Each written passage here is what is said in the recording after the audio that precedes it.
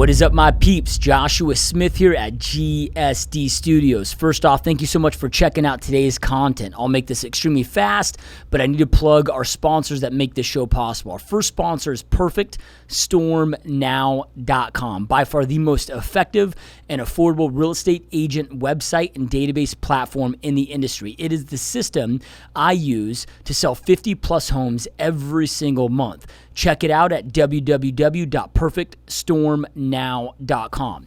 Our second sponsor is my personal 90-day mastery bootcamp, which is, again, my personal real estate agent mentorship program where we spend 90 days together, 12 live sessions. You get daily access to me inside the program. You guys, we go so extremely in-depth. There's nothing that's incomplete about this program. You're going to get all the tools that you need to go out there and crush it inside your real estate business. Make sure to go check us out, www.90daymastery.com. You can watch in-depth videos of exactly what's covered to see if the program is for you. See all the raving testimonials we have from all of the amazing agents and clients that went through the program. So make sure to check us out, www.90daymastery.com. All right, you guys, let's jump on into today's content.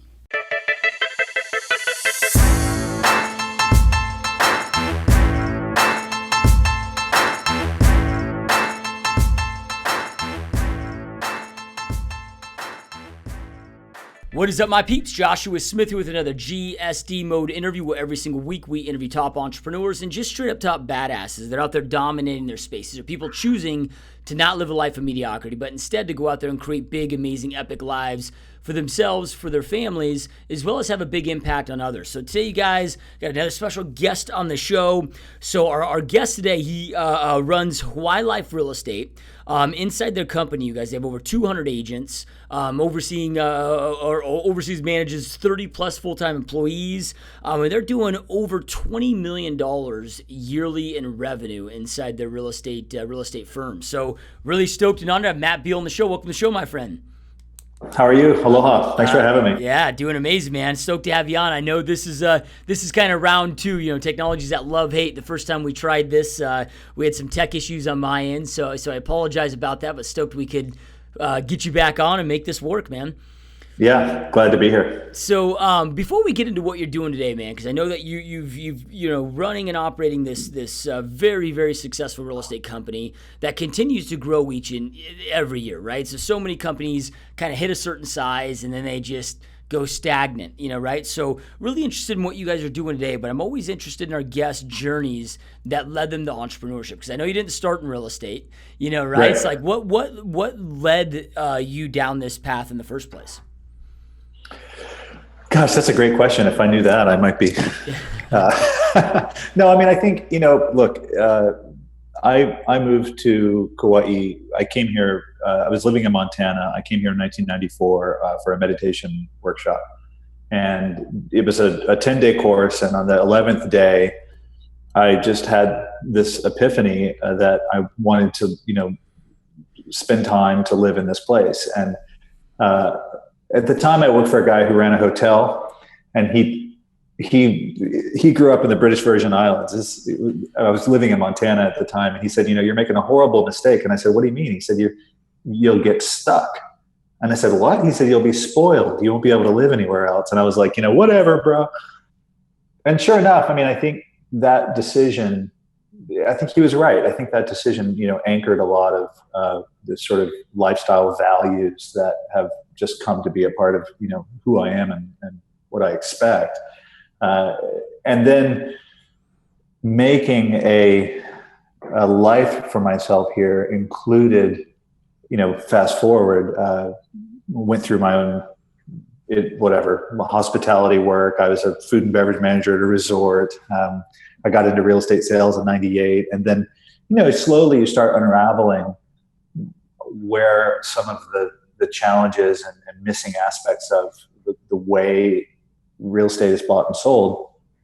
And you're just trying to fill in those pieces. And so it happened quite honestly. I mean, I think in hindsight, Hawaii Life sort of has this tech moniker. Like, people look back and say, "Oh, you guys are so innovative, and you were online so early, and you did blah blah blah." And I think a lot of that is not so much that we set out to be particularly innovative or ahead of the curve in technology. It's just that our clients largely, especially in the neighbor islands in Hawaii, aren't in our marketplace, right? So it's not like you stick a sign in the ground and they all show up. Largely where they were was online. So we had to go to that place. And it wasn't like we set out to, redefine the way real estate is done. And even the basic stuff that I think we kind of take for granted now. And I know I'm getting off the question a little bit, but the answer is basically that it was very earnest. It started with, originally I got my license to sell timeshare. And about halfway through the licensing process, I realized I wasn't going to sell timeshare because it just not my makeup, right? Got into sales in 98, had a very successful sales career for 3+ years, got my brokerage license as soon as I could, was hired away to run a shop, did that successfully, got into really small time development. So foreclosures, partition sales, small condominium projects, multifamily stuff, bought and sold a lot of stuff in that crazy market run up from 2000 to 2007. And then I think both as a practitioner, as a broker salesperson, and as probably more importantly, a seller, I came into this company and we started this company in 2008 with all of that awareness of like what really was missing in the way real estate was represented and traded in Hawaii. And so fast forward, that on May 30th, we had our 9-year anniversary. So we're kind of like in hindsight, it's looking at realizing what's going on. It's pretty incredible. I mean, it's a little bit of a time warp where we live, but to your point, we've done over $1 billion in sales a couple of years in a row now. We're on pace to do it again. We're probably up over 30 million in annual revenue. Really good group of people. I think from a market share perspective on the residential side, we can kind of see the apogee of the curve. It's like we know we're not going to just keep growing forever. But there's other stuff that we can tinker with that we'll get into that is really exciting for us. So it's a super brilliant group of people and a really fun place to work. Yeah. Love it, man. So when you decided, okay, you went into the timeshare, you're with the intention of jumping into timeshares, you realized, okay, this isn't for me. I'm going to just jump into being a real estate agent. So many, because there's a lot of just realtors that are listening to this podcast that are trying to go out there and create success. And I mean, the failure rate for individual agents is like over 90%, right? What were some of those initial things that you did? Because you came from a totally different industry. I mean, like you said, you were hospitality space and now real estate. Yeah. Like, what were some of those initial things that you did to go out there and create the success that you created? That's a good question. I think I had the benefit of a sort of blind work ethic, and I was naive enough to just, be relatively kind of myopic about the work, meaning I didn't know what I didn't know. And I leveraged a lot of the hustle that, I think sometimes is sort of tritely described like, memes, like even the one behind you, like work harder, but there has to be some execution involved, right? It's like, it's one thing to show up, it's another to actually perform. But like a simple example was, I worked in a resort community. I used to get up quite early and have open houses on random days at, 7:30 in the morning.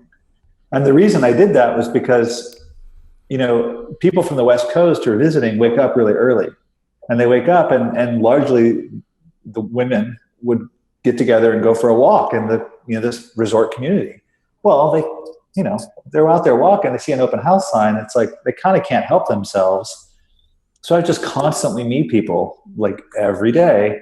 And then, if you can be enrolling to them, and if they're really interested in looking around at the time, this is 1998, right? So real estate values are quite low and money was fairly available. Hawaii went through its different challenges with like the .com boom and all that stuff. But nonetheless, it was a little different than it is today.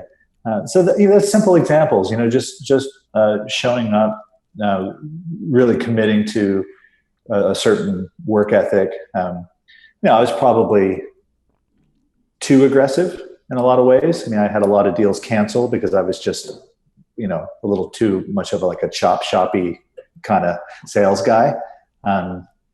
But in hindsight, there definitely wasn't a ton of hustle going on in the market, and there was far more demand than I think was being realized, at the time. And so I was able to really just stand in front of it.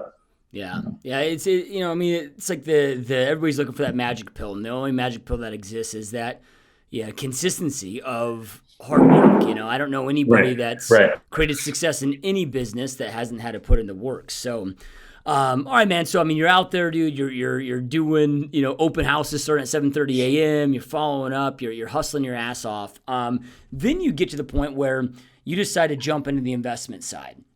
And I know you talked about this in the intro, and we talked about this last time too, or in the beginning of the podcast, but becoming a seller yourself really opened up your eyes to what this industry is missing. What were some of those kind of, ahas at that point, where you kind of connected the dots to realize, man, there are some breaks in this industry, being a client and being a realtor, now seeing it in both eyes? Well, a really simple one was, how quickly the consumer part of the industry moved to the internet, and the industry itself, the real estate brokers and agents were still hanging out with old school print mag advertisements and classified ads. And, in a market like ours, it's as simple as, think about it. If you let's say you're going to go on vacation and pick a spot, you're going to go to Cabo or somewhere for a vacation. There's a good chance that, if it's you and your family, that one of you at some point prior to your vacation is going to get online and look at stuff. You might look at where's the cool place to eat, or what's the great beach, or is there a really great spot, or whatever it is. You're going to do some bit of research before you go. You don't live in Cabo, you live wherever you live, but you're now online looking at your upcoming vacation, right? Well, that exact same scenario plays out in Hawaii, right? Most of our clients, especially on the neighbor islands and in resort communities, don't live in the market, right? So they come and go from wherever they live, the West Coast or Canada or wherever it is. So before they do that, they're online. And if they're interested in real estate, they're curious about real estate and they're doing that search. The market here, and I think the industry at large, was really, really late to that game. They didn't get it that that's what's going on. And slowly, but over time, the ad spend for the $10 billion market of real estate advertising became less and less about physical print and magazine ads and newspaper, and more towards companies like Zillow, or even way before Zillow was even in existence, just moved towards the internet because that's where the eyeballs were. And so that was really base level understanding, but in a small market where you don't have to move the needle much to make things work, it became very, very obvious that that's check that box and you'll do well. So that's one example. And the other stuff had to do with basic representation stuff. Just, take a good photograph, write good copy, make things legible, simple things that they're just real block and tackle fundamentals, but that aren't being done because, there's so much, I don't know, there's a lot of vanity and a lot of kind of mystical marketing stuff that I think real estate brokers and agents dupe themselves into believing that they're good at that. And really what they should be doing is, listing, prospecting, negotiating, and selling, and not trying to figure out, what typeface looks best on their brochure, or doing A/B testing on, email blasts, or coding HTML. That's just not their skill set. And they should also defer to those people who have made a career out of that, right? And not just assume that because they happen to have a blog or have their own company and that they're an independent contractor, that means that they have to tackle all these things, or definitely that they're even good at it, because it's just not true. I mean, it just isn't true. So that's the kind of stuff that we began picking at. Yeah. So, all right, man. So you're investing heavily at real estate at this point and having big success there. You're still a realtor, right? So you're having success there.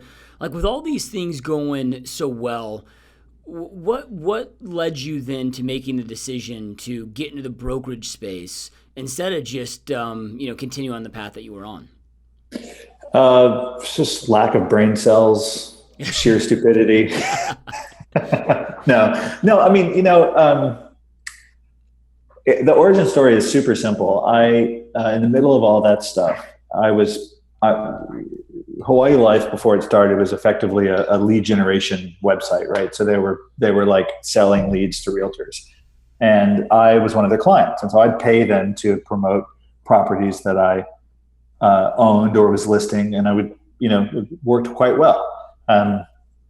So along the way, they had an offer from a competitor to buy the website, right? And it was a competitor who had a lot of traffic and who was doing kind of a similar model, lead generation in Hawaii for real estate agents. And we were friends, and they brought me the offer, and they said, "Well, what do you think of this? We're not really making a lot of money in this business. We have this website. It was kind of a labor of love. We wanted to make a point, which we did, but it doesn't really, crank out cash. And now this guy wants to buy us. And what do you think of the deal?" And I was looking at it, and the first thought that came to my mind was, this buyer, this guy that has this other website, doing all this traffic, he has all this traffic and all these, keywords and all these eyeballs, but he doesn't take listings. And it just didn't compete. Like, I don't understand that. It doesn't compute to me. Like, why would someone have that and not take listings? And then, it was like, as soon as those words came out of my mouth, I realized, this has to be a brokerage. It has to be a residential brokerage where you get the best of both worlds. And so we formed this company, made it, from this kind of loose website platform into an actual residential real estate brokerage. And I think, this is like 2008, right? We started the conversation in maybe 2007 and opened in 2008.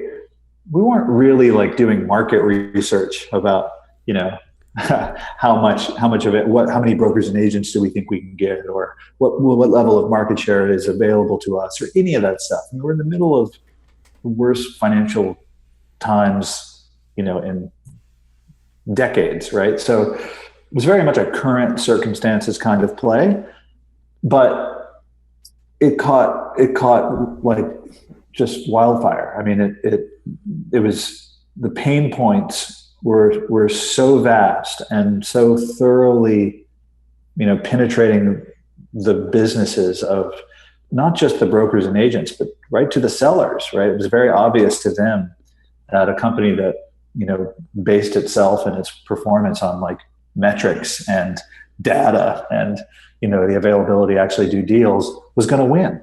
And so we had a lot of growth right out of the gate.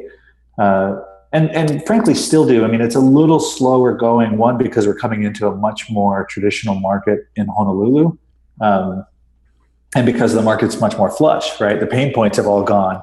So you don't really need a company that can prove results and get metrics if no matter what, you're going to get multiple offers on that listing, right? So it's a little slower going for us. And we have to pivot in different ways, but it's been a really brilliant run. And I think we're still, expressing that world of trying to figure out what isn't working and solve those problems. Yeah. And what I love about your company is, it's not your typical brokerage, right? I mean, your typical brokerage, at least, for most agents, their experience is you hang your license here. Maybe they provide a tiny bit of training, and then it's like good luck. I know you classify yourself as a brokerage, but you're kind of more just like a huge mega team, right? I mean, you guys provide so much training. You are providing leads. Which again, and I mean, some of these mega teams are getting so big. It's like you can't. They are just brokerages, right? Right. Yeah. So you guys start this with your lead generation company getting buyers. You decide to merge together, create this brokerage. In the beginning, though, dude, because at that point, I'm sure you're still having to sell and produce income while you're also growing this brokerage. And then we always, we see so many brokerages. It seems like a lot of them stay kind of at like 50 agents, right? It seems like that's kind of like the magic number where a lot of people just get this cap because they get stuck in, hey, I'm having to sell to produce income. I've got, a little bit of income coming in from the brokerage. And then they just get stuck because they can't get beyond that capacity. So in those beginning stages, how are you managing selling yourself, growing your own business while growing the brokerage, and overcoming those capacities that just force so many people to stay small? Gosh, it's difficult to compare to firms that I don't really know much about the operation. So or even really to a team. I mean, in many ways, we behave like a very traditional brokerage. We're very much on the brand broker side. We think very, very seriously about, the company's book of business. And we're, snobs about, design and marketing and the way we as a collective group of people, all of the brokers and agents present ourselves, in the community and to our clients. And our history is in really trying to solve problems for mature listing agents. And then as we grew along the way, we realized that, if you're doing this much lead generation and you have this market share, you're also going to have some hungry, aggressive, kind of buy-side oriented agents because the phone's ringing and most of your big hitters are sitting in a living room somewhere getting a listing, So, I mean, to answer your question about the balance part, yeah, about a couple of years into it, I hired a business coach. That helped. We had a lot of people that we brought into the company who were very senior to me, who had been through quite a few rodeos of their own and had a lot of experience. And these are not shy personality types, right? They're quick to tell me every bit of opinion and history and information that they think I should have. So. I won't go as far as to say that there was pressure for me to get out of the day-to-day grind of a practice, but the pace at which we were growing and what I saw, increasingly began to see as possible for us, getting into different markets and really expressing ourselves. I guess the carrot of that possibility was so strong, and someone had to do it. I don't know how better to describe it. I mean, it kind of forced me out naturally to where in about, probably 2013 or so, maybe 14, I just effectively stopped kind of running a team, inside of my own brokerage, and really pursuing sales at large. I still practice, but it's very, very different, the way that I go about it. But yeah, I mean, all of those things happened. I mean, you hit it right on the head. It's finding that key point, and it certainly wasn't intentional, but finding the point between where do you shift gears and flex the muscle of the company at large and really get into, the leadership of that organization as a whole at frankly, the expense of your own career, right? Your own sales career. And it wasn't and still isn't an easy decision, but it's hugely fulfilling, and it's the downstream I think is great. And I always say, I may not have the P&L, but I certainly have the balance sheet. We're a growing company. We got a lot more to play with. And I don't think I've cost too much in my own career in terms of like my ability to go sort of back into the market. If anything, the context that I have for real estate in Hawaii is probably unparalleled. And I don't mean that, to sound arrogant or, sell myself in any way. It's just a reality that, case in point, in 2016, there were 44 transactions in the state that were north of $10 million. We were on 14 sides, right? So that's 33% of that market. That's a lot of context. That's a lot of power that we get to flex and pay attention to and really understand. I mean, it's not an erroneous data set, right? It's 44 trades, 44 sides of business. But if you understand who they are and where they come from and how they work and who their people are, that's leverage, right? And so you can take that down to whatever market segment you want. I mean, we do literally the smallest deals in the country, $10,000 lot on the east side of the Big Island, and the largest deals in the country, which are, giant trades that, you'll read about, but they're all NDA'd up. Right. I'm the last person that can talk about them, kind of thing. Yeah. So, I mean, I think in a weird way, it's starting to kind of breathe itself back in as I, get just more involved in the greater scheme of things. But I don't run a real estate team or, actively pursue the day-to-day listings or that kind of thing. And I don't take any MLS credit. If I do a deal for a friend, someone else actually does that deal. Right. I'm in chronic entrepreneur mode. It's scary, but also a ton of fun. Yep. Yeah. Yep. I love it, man. So, and I don't know if this has been your experience, but I know, because I don't operate a brokerage, but I do operate a pretty large team out here in Phoenix. And I stepped out of production about 4 years ago just to focus my time on growing the overall team and training and coaching our agents. And I don't feel like I truly mastered, real estate. Not that I still can't improve, but at least, in my opinion, mastered it until I started teaching others. It's like that's where mastery truly happens. It's not going on the listing presentation. It's teaching 20 other people how to go out there and crush it. And then once they start crushing it, it's like, dude, that's how you really master it. I mean, have you felt that same, apply to your life?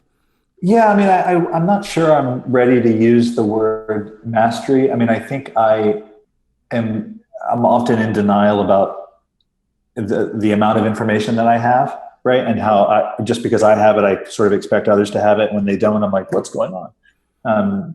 And you get a lot of reps out of teaching, right? So it's not just, listing a presentation is a great example. I don't think there is a listing presentation, right? There's as many paths as there are people, and everyone might approach it differently.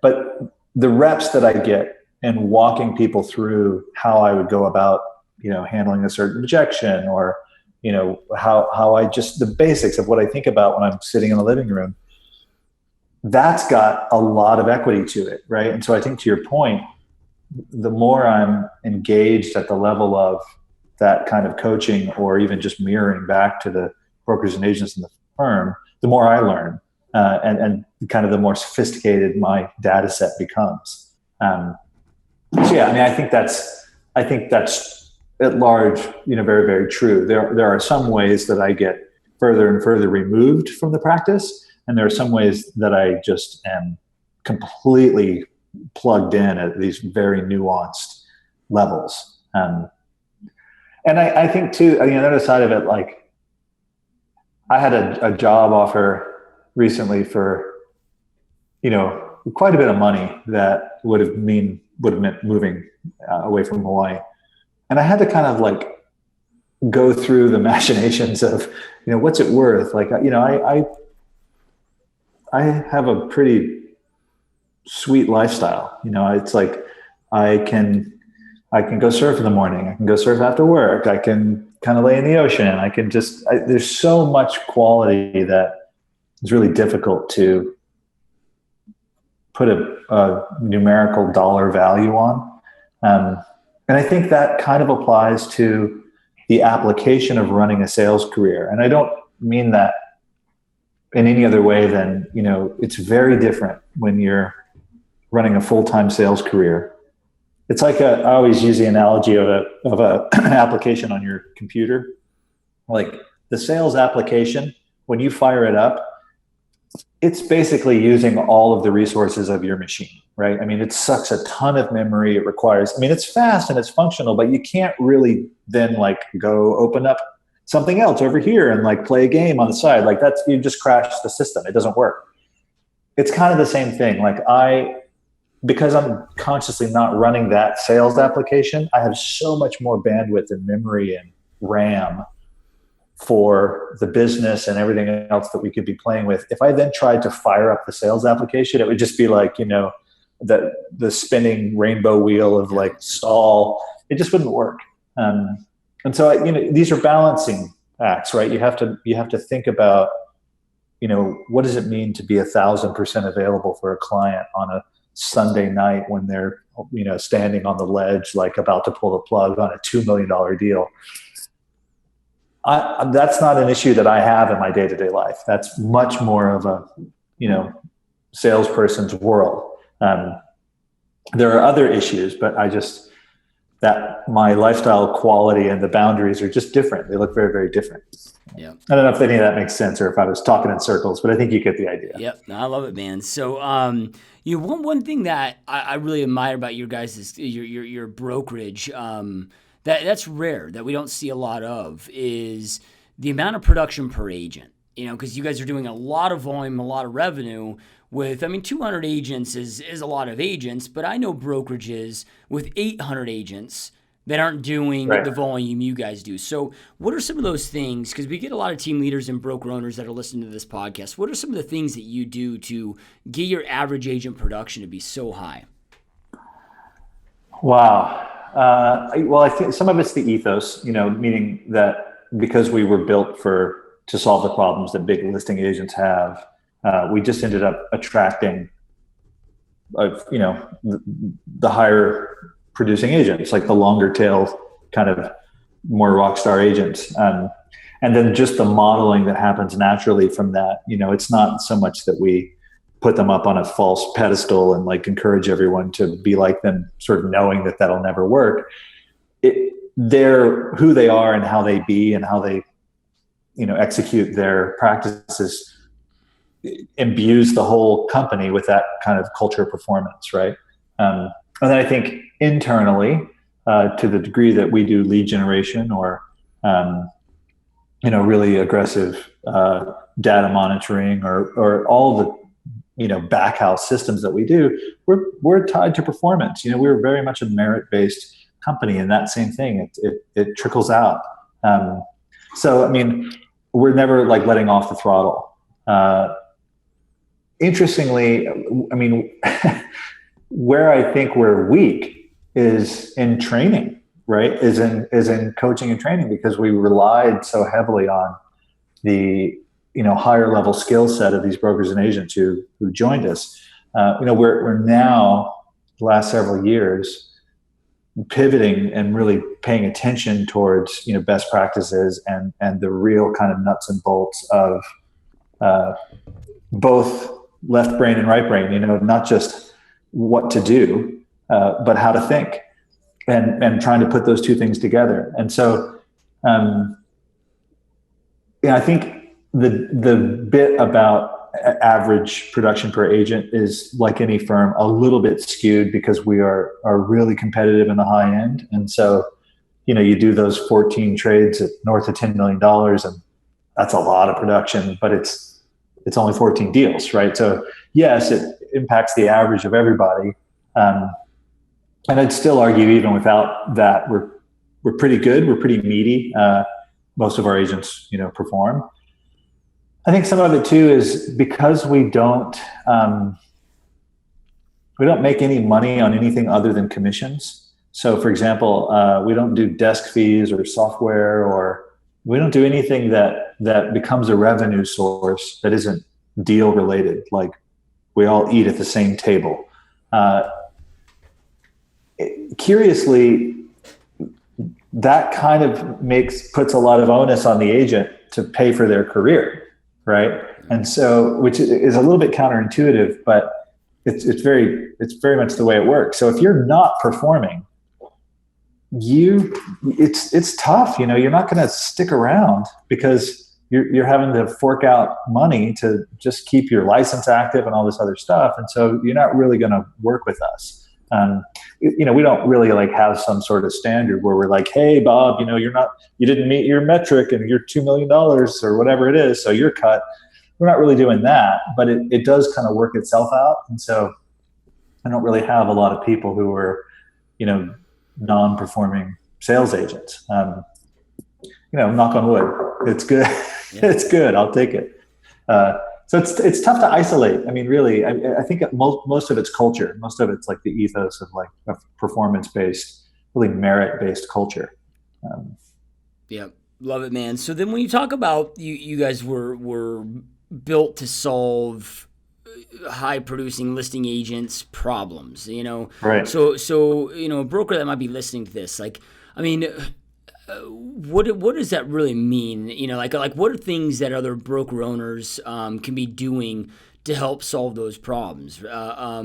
Because then too, I mean, you got to be kind of careful because it's like, yeah, you want to give all this stuff to your agents, right? But profit margins aren't always what a lot of agents, think that they are. And it's not like brokerages are typically making hand over fist like a lot of the perception of a lot of agents are, right? So, what are some of those things that you are able to do though, to solve those problems for listing agents, but still be able to keep profitable as a brokerage? Well, early on, it had to do with design and marketing, right? So, really handing off the responsibility for quality design, quality marketing, metrics-based exposure, really thinking about it in terms of like whatever, let's say you take a listing, whatever it is, $2 million, and you come up with hopefully some budget, some marketing budget, some bit of money that you're going to spend on that listing. You have to be able to really defend the decisions about that budget, right? Like, why are you going to advertise in the blah, blah, blah magazine? Is it because your seller said, I like that magazine and I think it's pretty? Okay, well, you have to be able to really explain to the seller the efficacy of that media spend, right? And so, to answer your question, we were able to bring that stuff to the table in spades and really show people, look, you want to spend your money here and not here. You want us writing this copy. You want us, using these kinds of photographs. You want us using these kind of price metrics. Here's how you stay in touch with the seller to explain the impact of these metrics along the way. That kind of stuff. And so I know it's a little bit cryptic, but it literally goes down to like basic stuff of, in web design, A/B testing and email blast. That's the kind of stuff that I would argue isn't really something the day-to-day salesperson should be doing. And because we were doing all of that in-house and we were all eating at the same table, as I say, we were able to move quickly and be in action on stuff. Take Facebook ads, right? There was a point at which there was like kind of a weird, curious thing. Like, does this work? And am I just throwing my money away and all this? Well, if you have a group of people that can literally sit and test it and test the copy and test the spend and test the different platforms and then report back and show what works and then just deploy it on behalf of, your brokers and agents, that's got legs, that's got power. And so you save all the pain points of having to invent that wheel yourself and do stuff that you think works, but you're really dealing with a small data set. So it's like strengths and numbers, real efficacy, metrics, and thinking about like what really is going to impact a trade instead of just like, making me look pretty on a yard sign somewhere. It's a difficult conversation to have, but it's healthy, and I always say, real estate agents speak money. So if what you show them converts and they get paid, they're like, okay, that worked. Let's do more of that. Yeah. Yeah. So then when you're having those initial conversations with, let's say a top agent that wants to join or thinking about joining your firm, right? And you're trying to recruit them onto your company. Because I'm guessing if you're doing all of this, right, there's going to have to be, a special or a split plan that makes it worthwhile and a win-win for both. And I know a lot of agents, their minds just sit there and think, oh, I got to give up X percentage. And they're not necessarily thinking of the time investment and all of this that's going to go into what you guys are doing. How do you educate them well to be able to get them to see the value in all these things that you're offering? Well, first of all, that is a voyage and not a harbor, right? It's an ongoing mission.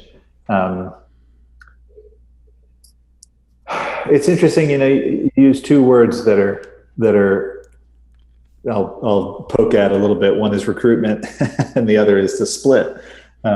Neither of which should be in my vernacular. The recruitment part, hopefully, is because someone has come to us and not the other way around. We never really have been a recruitment firm. We don't do all the classic stuff, really, or any of it. And we've been a little bit spoiled in that regard, but what should happen is, because of our performance, a broker and agent may reach out and say, hey, what's going on over there? Like, how are you guys doing this? And what's blah, blah, blah. And then we can have this conversation at the level of that value that you're asking about. And if we can then impart, it's not unlike a listing presentation, right? If I can share the particular tools in the belt that may impact that person's career and show them why they should use these tools, then they can start kind of pulling at that thread and understand it. And then over time, as their career changes, maybe they use more or less of the tools, provided they're working, right? The split stuff is I'm very traditional, and maybe this will be the demise of our company, and we'll get completely destroyed by some other model. But I relate to it as though we're a service, and we have to be paid for that service. And not unlike the broker agent, they're a service, and they have to perform on their end. And so it's a very flat, sort of egalitarian, business. I recognize they're independent contractors, and so the onus is a little bit more on us to perform, because they can kind of fire us at will. But I'd argue that creates a healthy competitive environment where we actually do have to perform. And if we are performing, then that performance isn't necessarily based on them, which is a key distinction, because I contend, and this may be crazy, but I contend that one key difference about our company as compared to many, many other companies is that we actually have a product. We have a suite of services that buyers and sellers would use independent of the people in the organization, meaning that even if you leave, I'll still compete and I'll probably win. And I know it sounds arrogant, but the reality is that we're much better leveraging that product with very skilled salespeople than without them. And so we love it when they want to work with us. If they don't, it doesn't mean that we're going to go away. We're going to be fine. It's just that it makes our jobs all the harder. We have to hustle a little bit harder and maybe get up at 7 a.m. instead of 7:30. Whatever it is. Yep. Love it, man. Love it. Well, and it's just kind of like you said, it's like on a listing presentation, when you get commission objections, it's really not about the commission objection. It's how well you educate them on how the services that you're providing is going to put more money in their pocket at the end of the day and solve their problems. Right. And it all just becomes down to that value conversation at a deep level. Exactly. It's and pulling out the right tool for that listing, right? And like focusing on why that particular thing is going to work. It's the exact same for a career. Some people have no interest at all in buyer lead generation, right? All they want to do is, sell their listings for their crew. Some people are in the transition from being really heavy on the buy side of the business to getting more out of the list side. Some people are trying to crack into new price points. Some people are trying to figure out how to run a team. I mean, these are all different, aspects of running a sales practice that require different tools. And you have to be sort of a master of all those to be able to articulate how to apply them to a given situation. Very similar to a listing. Yep, love it. So then, with doing all the lead generation that you guys are doing, and being as effective as you are at it, I mean, what's really working well for you guys right now? Because I mean, there's constant changes out there. It's Google pay-per-click as an example is working really well until Facebook's ads manager came out and really disrupted that and took away a lot of market share. But that's in certain areas it's starting to get a little saturated. Like I'm always split testing again Google pay-per-click against that to all these different ad sets or different methods. What are some of the things that are like working really well for you guys? We do well on long tail search. So, it's a little fewer and further between, but it's very high rapport leads, right? So, basically that's blog content, right? Organic search blog content. We do really well with that. We do really well with, what I'd call sort of long-term lead follow-up. So, we employ 4 inside salespeople who basically work our database and just keep them alive. And so, that can look like sometimes, I always tell the story, but we did a deal that was an $8 million trade that was a 4-year-old lead who hadn't communicated in 4 years, right? So, everyone says, well, what's your conversion rate? And it's like, well, when do you start and stop the clock? Because unless someone unsubscribes, that's an open conversion loop, right? So I don't care if it's 4 years old. I want to do a deal. I'm not thinking about it in terms of like I made this spend and in this next 12 months I did X number of deals. It's like, that's not really fair because you have to give value to the size of your database. How many people are you actively communicating with? How many people are engaged at all? How many people have not unsubscribed? I mean, there's stuff in there that just, warrants measuring. So long tail is big. The database sort of cold lead generation that comes from, someone like live chat's a great example. Someone will come in off of live chat, inquire about stuff, and then go dark, and then resurface 3 months later, right? So keeping with them in a way that doesn't force, unsubscribe, but warrants sort of customer service. We do well with the portals. We do well with Zillow and Trulia. Some of that is defense, meaning that while we convert and we make money, in that conversion, I wasn't going to Zillow because I needed more leads. I was going to Zillow because I didn't want someone else sitting in a living room saying, well, I'm all over Zillow and check me out.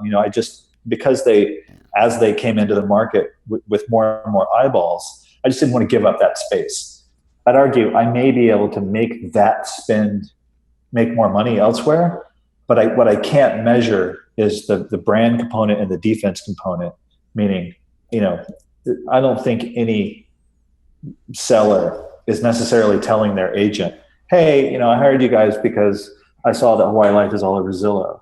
And if they are, the agent's probably not even remembering it because, sourcing leads is tough enough as it is. But that's definitely a channel that's worth counting in terms of lead gen. I mean, those portals, if they're done right, and because we serve the whole state, we can kind of massage it a little bit better than I think someone who's just going after a zip code. So we do well with it. Facebook actually is, it's probably not something I want to discuss too much because it's so precious, but we're doing well with it.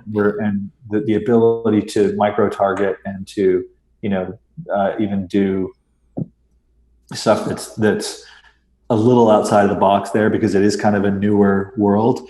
We're doing well with. Interestingly, that platform seems to saturate quickly, which I think is just like, if you're targeting a group of people and they all saw the ad and they clicked on it, well, then don't be surprised if they don't click on it the next time you run it, because they already saw it. It's like, you know what I mean? You have to kind of keep innovating with it, but there's definitely leads to be done there.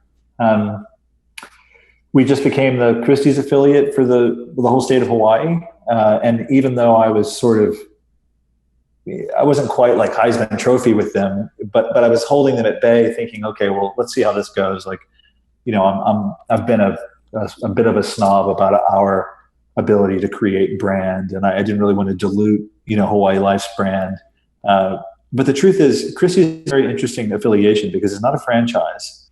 It's a very small group of people. It's privately held and owned, and they're the largest art jewelry dealer on the planet, right? So when they call with a lead, it's not like, you go to a portal somewhere and they're like, Mr. and Mrs. Smith want to buy a vacation rental condo, and here's their data, and they're referred to by so-and-so, and please fill out this form.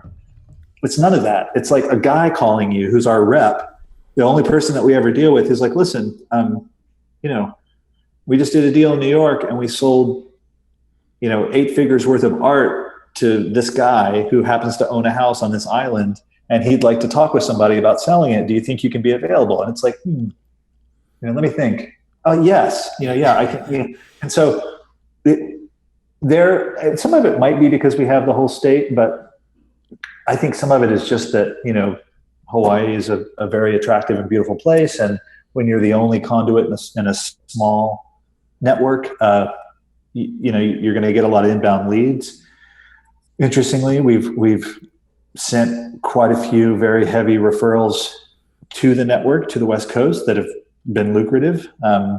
So that's been another channel that I am very pleasantly surprised with. I didn't expect it to be quite so lucrative and as robust as it has been. And a really great group of people, great group of affiliates. Those are probably the big ones. I mean, we do have a national television show on HGTV that drives an enormous amount of traffic. It's very macro traffic, right? And I think one part of that that's so valuable that I think anyone would really kill for is that, early on we sort of owned the real high level search terms, Hawaii real estate, Maui real estate, this kind of stuff. And we still do. We're very competitive in that space, but that's very like wide mouth of the funnel kind of stuff. It takes a long time to convert those kinds of leads. Whereas the long tail is brilliant if they feel like they found the right person. The TV show, I think, is somewhere in between, in that the traffic is very robust, and it converted our search traffic from being about those macro terms to actually more people now just Googling Hawaii Life, which is awesome. And I think any business would kill for that. And I think because it's so much traffic, I think the search engines see that and they serve us to more relevant searches, meaning, when the show is on and it's 20 degrees in Boston, and someone who will never come to Hawaii is like Googling Hawaii Life and maybe even interacting with us, that's fine. We're probably not going to do a deal there. But Google sees that, the search engines see that, and it just adds so much more relevance to when someone finally does say, okay, I'm retiring, I just sold my business, I want to finally buy that house on the beach in Hawaii. Who do I talk to? And it's like, hey, here's these guys. That's got legs that are difficult to source. I mean, it's really hard to say, oh, that came to us because of the popularity of the TV show. But it's obviously powerful, right? I mean, it's still a medium that drives an enormous amount of traffic. I mean, there north of 20 million people watch that show. So that's got to help. Yeah. Yeah. Love it. So then, when it comes to the long tail, the blogging, because I've got to imagine, like, okay, I'm selling real estate in Phoenix, Arizona, right? Yeah. So people that are buying here, it's like they have a job here. This is where their family is. Like, they need a house. where your market is, I mean, it's kind of, it could be, it's a second home or vacation home of some sorts, and they could be, kind of gauging it's other places, like maybe they're looking to Florida Keys, they're looking where you're at, wherever that may be. So, because, and with the internet the way it is, people don't necessarily need, because of Zillow, they don't need us as agents to go out there and find them homes. Right. So like, what do you find effective there? Because I'm guessing that with that, it's just all about selling the lifestyle and just reminding them of the lifestyle and why they want to move there. Is that what you find to work so well there? Because it just nurtures that long-term relationship so well? I think, part of it is that it's Hawaii, and part of it it's that the quality of living here is so different than living anywhere else, right? Like, I mean, in a weird way, I think the dominance of these portals makes this even more valuable, right? Because you can go to your phone and you can kind of look at the level of the commodity, what's for sale, and have all the information about it. But you don't really know anything about what it's like living there, right? And so that's where we get to shine. And I think that's why the long tail has gotten even more and more valuable, is because basic stuff like what's the best farmers market, and where do you go paddle in the summer, and things that you're never going to find on Zillow, right? That aren't necessarily at the level of the commodity, that aren't beds and baths and square footage. That stuff is so valuable and is so important, and I'd argue it's even important to the people who kind of already know it, because the distinctions that go into home ownership are hugely relevant, and they're hard to convey in a 250 word slot, with at the level of a trade, right? And so the more the culture is oriented towards those relationships, not just with each other, but like the place that they live in, the more valuable we become, and the more urgent and critical it is to have that representation. And so, I know it's like a constant industry diatribe about like the portals are taking our data and selling it back to us. I mean, I would say it's nothing of the sort.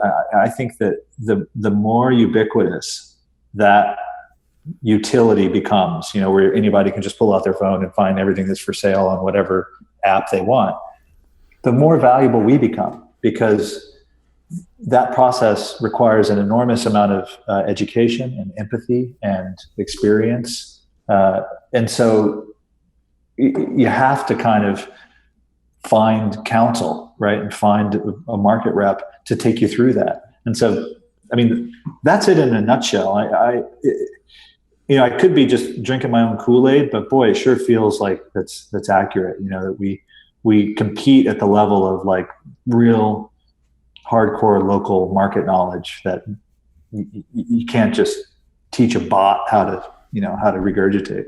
Yeah, it's like my wife and I, we've decided to stay put for a couple more years, but we were for about the last year we were looking heavily at moving, right? And we're kind of at that first point in our life where we can, I still have to work, but we could be, I can work virtually from anywhere. And, right. and you can go out there and find homes, but man, it was so tough. Almost impossible to go out there and find information about like you talked about the lifestyle. We've got young kids, and there's things that are important to us, and whatever. Like it just doesn't exist. Nobody's really doing a great job at being that information portal. You guys are, but as far as the industry as a whole, it just seems like most realtors are falling so short of being that information portal in their area. And then the other cool thing about it, I would imagine, would be you're getting people opting in and reading this content that really don't think of needing real estate at this point because it's so much value to anybody, right? And then who knows? Maybe they have that future referral, or maybe they become a future buyer. For sure. Yeah, without question. It's and that's the value of brand, right? If we just we become that source, and we know that we're not going anywhere, and we manage about 100 really high-end homes, and those visitors are great people to interact with. They come 3-4 times, they start falling in love with it. It's the exact same thing. You don't really know where that downstream lead's going to come from. You just got to keep the facilitation of being that source of all that great information, and trust that that work will pay off. Yeah, because I would have to imagine in your market, because it is again, it is when you're in a resort market or kind of a destination marketplace. Again, you get so many just vacationers, like you were talking about when you first started your career, that are just on their walk from the resort that stop by your open house. And, you got to build these long-term relationships, and you got to give them something more than, hey, here's a house, check us out. What kind of advice would you give? Because I get this question quite a bit on the podcast, and I could give my best guess, but it's just that it's theory. Right? Of that strategy. I mean, should it be a long-term information-based, lifestyle-based strategy when you're building out your funnels? Is that really what you would recommend for other agents in that same? I think that the first basic is don't lose track of anybody ever, and we all do, because we all have that sort of goldfish memory, and we're looking for the quickest, biggest hit, the fastest hit, right?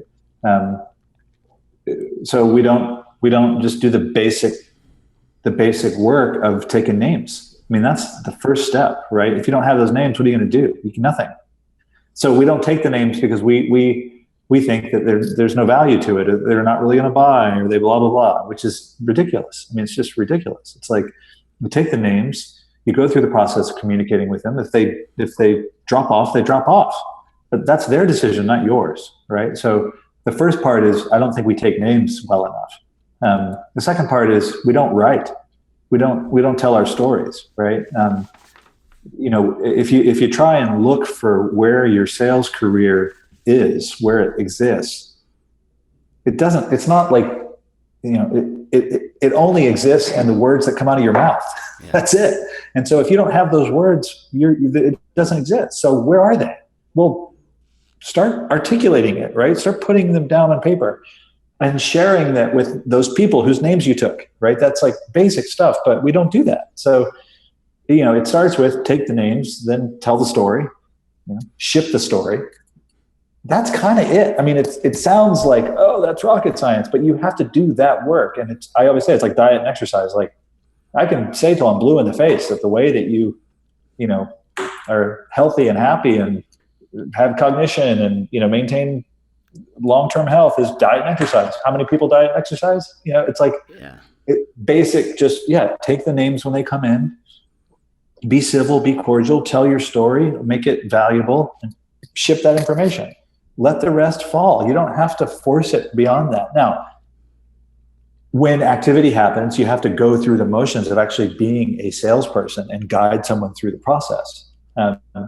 But you never get there unless you do that groundwork, right? If they don't know who you are, why are they calling you? Yeah, I was just talking with a successful realtor in Maui, and he gave an example of, he had a client somebody he met 14 years ago that was in his database, and he said a lot of similar things. He's like, look, if I was just giving this guy real estate information or information you get anywhere else, he would have opted out, but I'm shooting videos of the beach before I'm jumping in and surfing, or on my boat, or whatever. Who was it? Tom Tizak. Oh, Tizak, yeah, he's great. He's a great guy. So he goes, 14 years ago I met this guy, and he was looking at buying like a $450,000 condo. 14 years later, he's selling an $8 million home or whatever it may be of that. Right. And especially, I think it's important for all realtors, but especially in those resort communities, just like you're talking about, man, it's so basic, right? But it's straightforward, but it's so critical. So, with this expansion that you guys, you continue to expand, you continue to grow. Like last year, you're saying you did 20 million in revenue. This year on track to 30 million in revenue. Where do you see yourself taking this? What kind of vision do you have for the overall company? I think, in the short term, we're gonna express out the property management realm a lot more.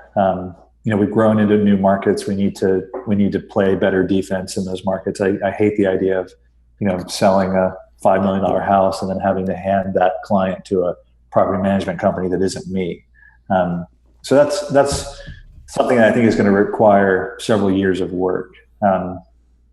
We definitely have some market share points to flush out in different markets. And we have more growth to do. And I think there's a lot more that we can do in, what comes out the bottom of the funnel, meaning that, we were very much organized around lead generation, initiating trades.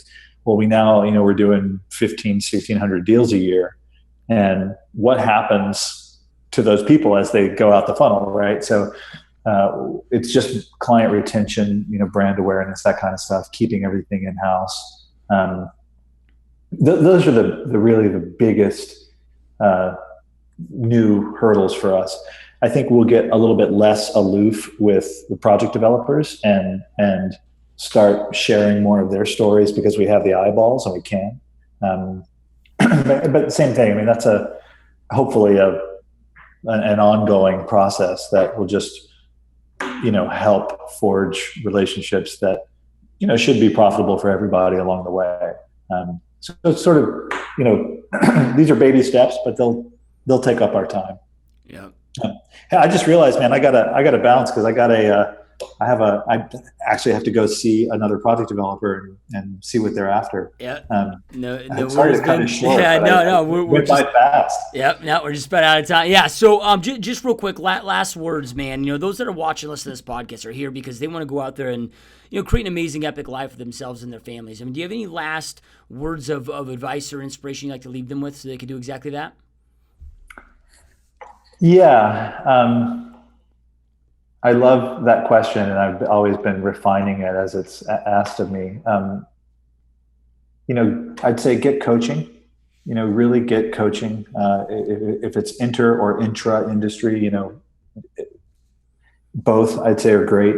Someone to really get you into the nuts and bolts of your practice, or even think outside the box and just advise you.